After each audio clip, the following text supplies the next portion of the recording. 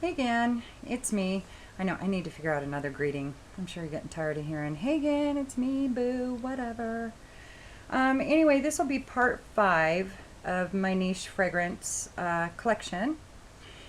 And these are not typically androgynous scents, these are straight, all girl kind of scents. So, one of them is old school. It was first issued in 1948, I believe.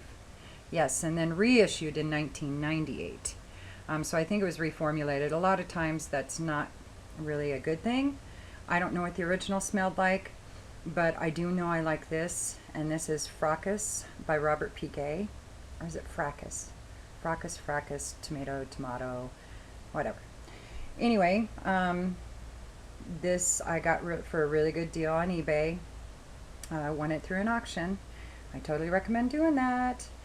And and just to explain something too before I get too much into this, I don't have a lot of throwaway money. Here's my little PSA. When you pay off your credit cards really quickly, throughout the years, you're really good at paying off your credit card, and they tell you have rewards points, don't blow them off. I did. For many years, I blew off my credit cards, little notices about, what do you want to do with these rewards points? I thought it was points that, if you had 1,000 points, that equated to a $5 bottle opener that you could pick out from their catalog of junk. So I just poo-pooed it for many years. And suddenly it wasn't the other day, it was a few months ago. They were like, well, do you want us just to transfer this over to Amazon? Suddenly my attention and my curiosity were piqued. I was like, yeah, right, whatever. And they're like, no, $1 equals 1 point. And, I had several points. And so I was like, well, let's experiment. So I went on Amazon. I think I bought a bonbon. And I don't usually buy Bond number 9 samples on Amazon because they're about double what they are on eBay. But I did just to test it out. And sure enough, it didn't cost me a thing. So anyway, I have been restocking my perfume collection the last few months because of these fabulous points I got on my credit card. Yes, I probably should have transferred them to,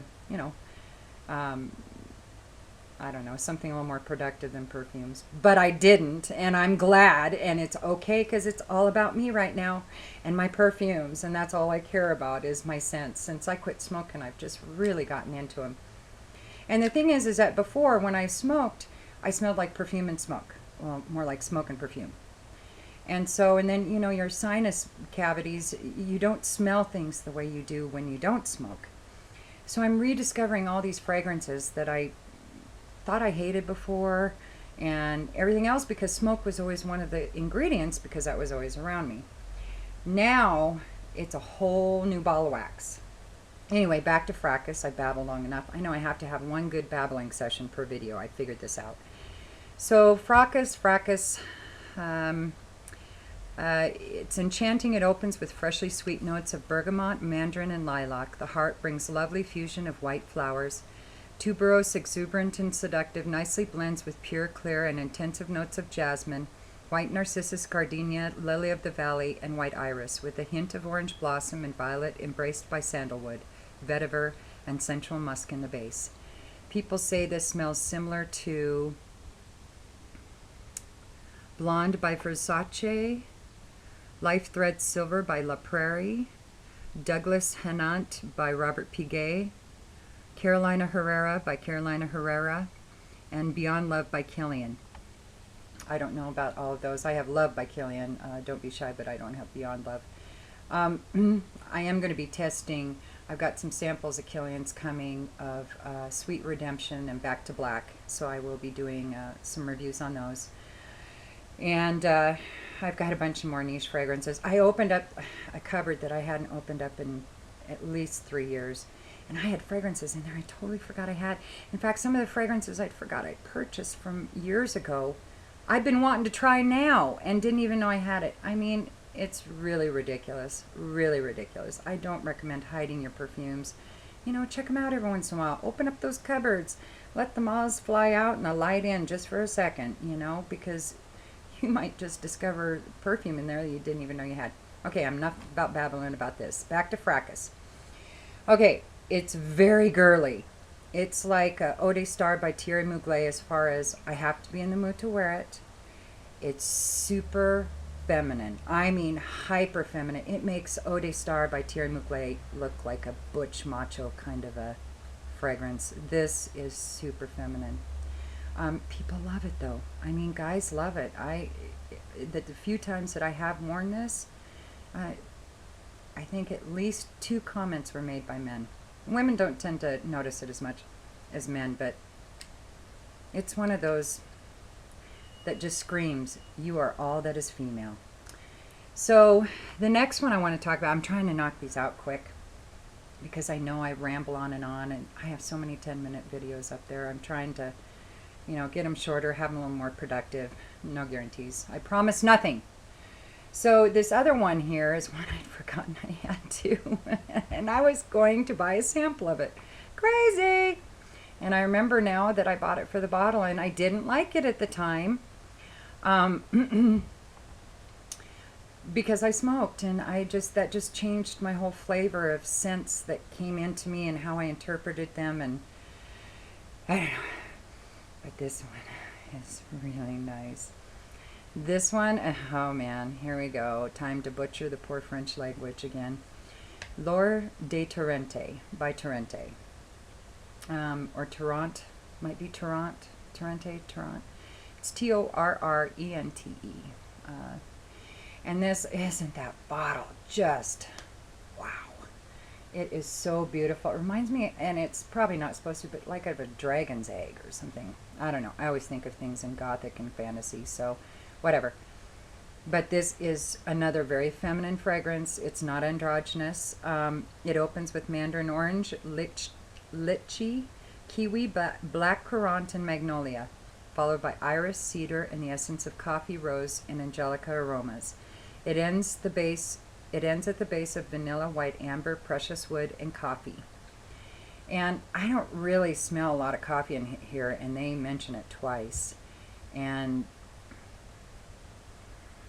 it does remind me of something.